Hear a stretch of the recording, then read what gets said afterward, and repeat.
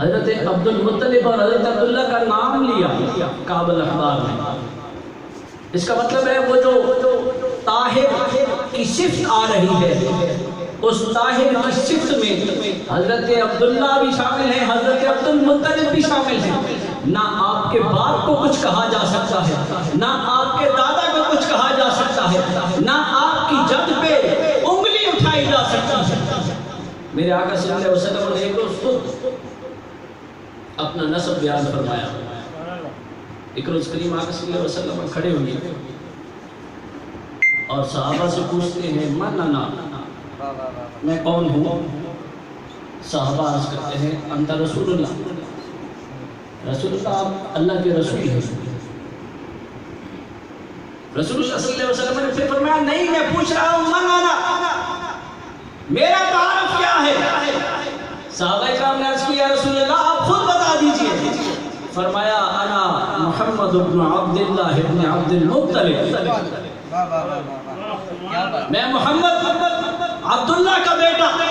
عبد المطلب کا پوتا ہوں. فرمایا کیوں بیان کر رہا ہوں؟ سنو، اس لیے بیان کر رہا ہوں کہ کل کوئی آنے والا میری نسل پہ، میرے آبا پہ انگلی نہ اٹھائے. میں محمد اپنی زبانی بتا کے جانا چاہتا ہوں کہ میرے رب نے کیسے مجھے تخلیق فرمایا. پہلے تخلیق سے لے کر پہلی مشق کے اٹھانے سے لے کر میری اس کائنات میں تشریف لانے تک میرے اللہ نے مجھے ہر زمانے میں معزز و محتشم رکھا. میرے آقا نے فرمایا حین خلق اللہ الخلق، جب اللہ رب العزت نے مخلوقات کو پیدا فرمایا، مخلوقات جن و بشر، ساری مخلوق، حیوان، چرند پرند، یہ پہاڑ، یہ پانی، یہ ساری مخلوقات اللہ رب العزت نے پیدا فرمائی. فجعلنی فی خیرہم خلقۃ، اللہ رب العزت نے اس ساری مخلوق میں سے جو بہترین مخلوق ہے انسان، اس میں مجھے رکھا.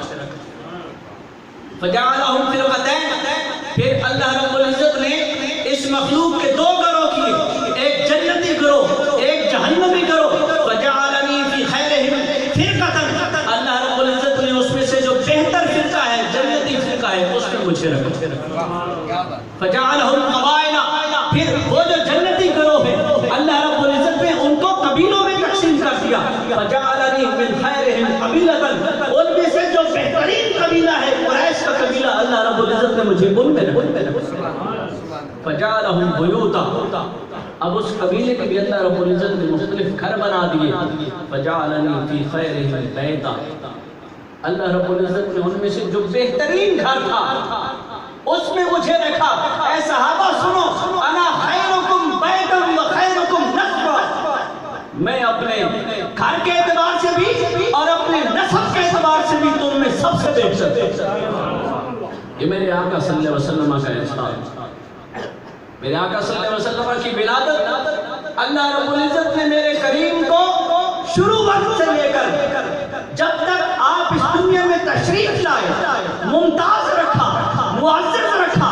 معزز ہستیوں کے نصیب میں رکھا، معزز اور محتشم اور تقویٰ والی اور طاہر اور اللہ رب العزت کی عبادت کرنے والی ہستیوں کو میرے رب نے اپنے محمد کا نور منتقل فرمایا، امانت دیا. کسی پر بھی انگلی نہ اٹھانا. آج کل ایک رواج چلا پڑا ہے. ایک بات کہنا چاہتا ہوں، ہو سکتا ہے میں اس میں غلط ہوں، لیکن میری محبت ہے، میں اس پہ آپ لوگوں تک پہنچانا چاہتا ہوں،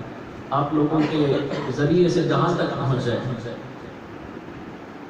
میرے آقا صلی اللہ علیہ وسلم کا نسب بیان کیا جا رہا ہے. ہمارے علماء بھی، کچھ اور علماء بھی میرے آقا صلی اللہ علیہ وسلم کے نسب کو بیان کر رہے ہیں. حضور نبی رحمت صلی اللہ علیہ وسلم سے لے کر حضرت آدم علیہ نبینا علیہ السلام. دوستان گرامی، میرے آقا صلی اللہ علیہ وسلم سے جو احادیث یا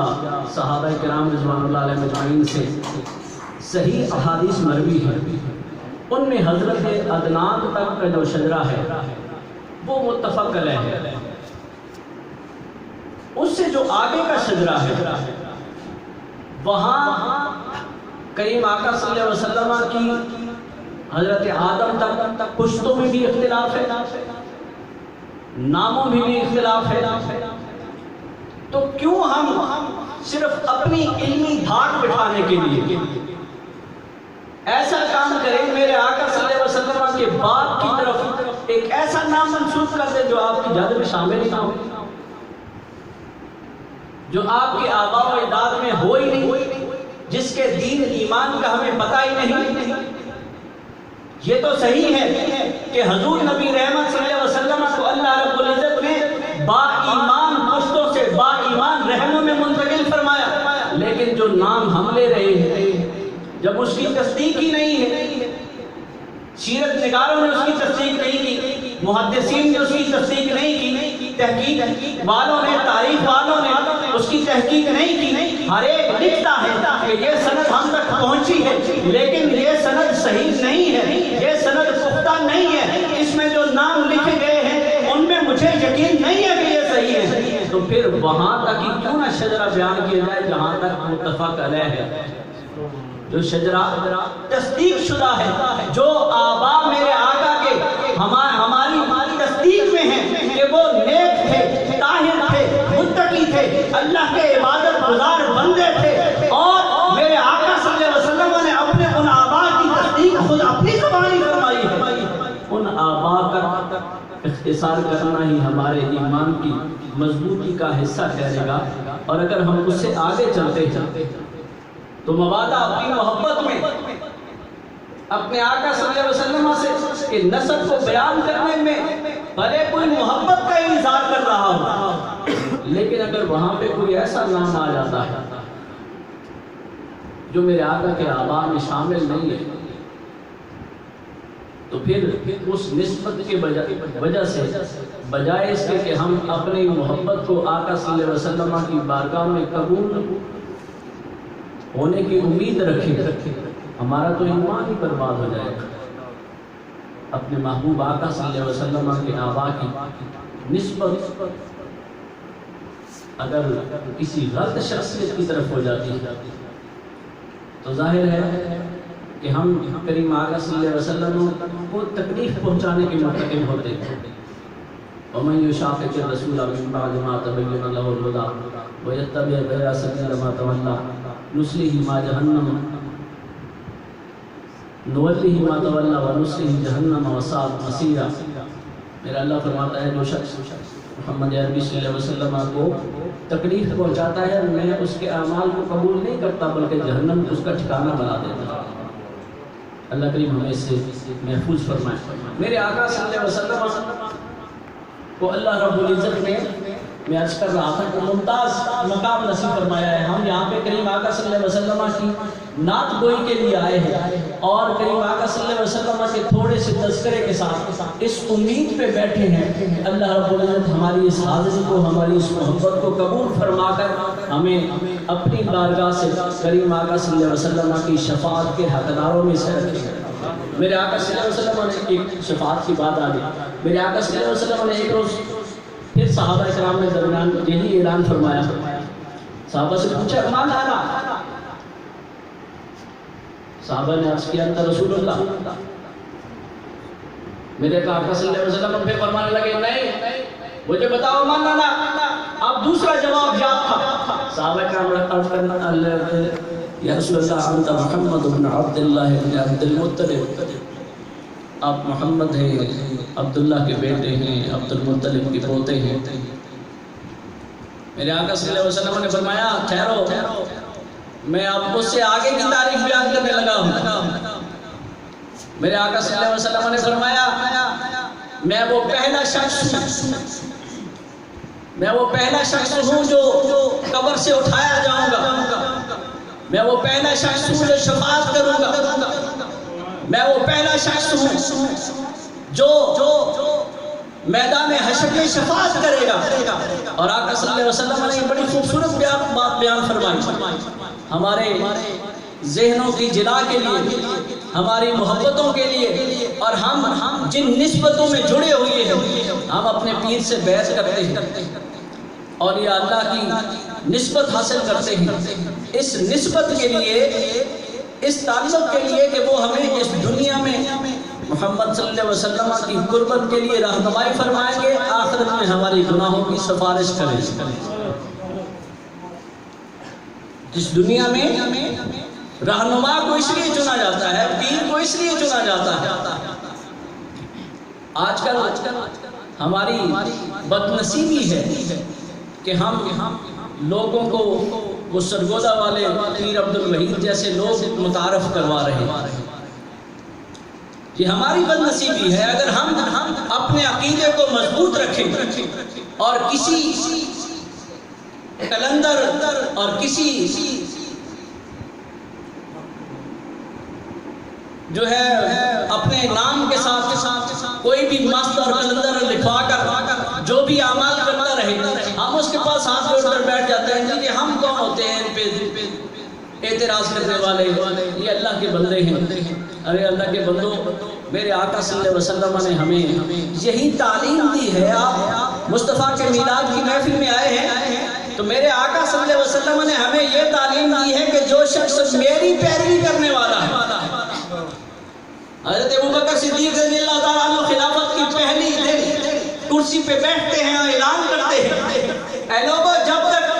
ابو بکر محمد عربی صلی اللہ علیہ وسلم کی پیروی کرنے والا ہے تم پر ابو بکر کی پیروی کرنا لازم ہے، اور جس دن دیکھو کہ ابو بکر نے مصطفیٰ کی اتباع کا توق گلے سے اتار دیا ہے تم پر بھی میری اتباع لازم نہیں ہوتی۔ اگر ابو بکر جیسا شخص یہ اعلان کرتا ہے کہ مجھ پر مصطفیٰ کی اتباع لازم ہے، جب تک میں مصطفیٰ کریم صلی اللہ علیہ وسلم کی اتباع میں رہوں تب تک تم نے میری اتباع کرنی ہے، اور جس دن میں اس اتباع سے ہٹ جاؤں تم پر میری اتباع لازم نہیں ہے۔ ہم نہیں دیکھتے کہ کوئی شخص اللہ کے قریب لے جانے والا بھی ہے کہ نہیں۔ جو بھی کلندر صحیح کلندر ہوتا ہے، جو بھی صحیح مسل ہوتا ہے، اس کا کام بھی لوگوں کے دلوں کو بدل کر اللہ کی قربت میں لے جانا ہے۔ وہ بھی لوگوں کو بے نماز نہیں کرتے، وہ بھی لوگوں کو بے ہدایت کی طرف نہیں لے کے جاتے، وہ بھی لوگوں کو روزے اور نمازیں چھوڑنے کا حکم نہیں دیتے۔ ان کی اپنی کیفیات جو بھی ہو، لیکن جو ان کی محفل میں آ کے بیٹھنے والا ہے وہ اللہ اور اس کے رسول کی قربتوں سے شناسا ہوگا۔ میرے آقا صلی اللہ علیہ وسلم نے ارشاد فرمایا، میں وہ پہلا شخص ہوں گا جو شفاعت کروں گا، اور میرے آقا نے فرمایا وَأَشْفَعُ حَتَّى لِمَنْ أَشْفَعُ يَشْفَعُ فَيُشْفَعُ۔ میرے آقا صلی اللہ علیہ وسلم نے فرمایا میں شفاعت کروں گا، اور میری شفاعت یہی نہیں ہوگی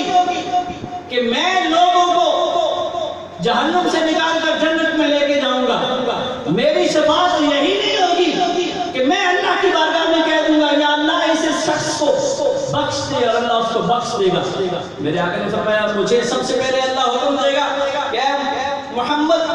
صلی اللہ علیہ وسلم اپنے امتیوں میں سے جس کی سفارش کرنا چاہتے ہو اس کی سفارش میری بارگاہ میں پیش کر دو۔ میرے آقا فرماتے ہیں اشفع، میں سفارش کروں گا، حتیٰ لمن اشفع، حتیٰ کہ جس شخص کے لیے میں سفارش کروں گا اللہ اس سفارش کے بعد اس کو بھی وہ مقام نصیب فرما دیں گے کہ پھر وہ سفارش کرتا کرے۔ سبحان اللہ، سبحان اللہ۔ میرے آقا فرماتے ہیں میں انہی لوگ کو مصطفیٰ کریم صلی اللہ علیہ وسلم کی سفارش کے لیے قائل ہیں، کہتے ہیں اعمال بخشوائیں گے۔ ہمارا یہ عقیدہ ہے اعمال وہاں کسی کام نہیں آئیں گے، وہاں پہ کام آنا ہے تو مصطفیٰ کی سفارش میں کام آنا ہے، وہاں پہ حب مصطفیٰ میں کام آنا ہے۔ اعمال ساتھ دھکا لگانے کے لیے ہوں گے،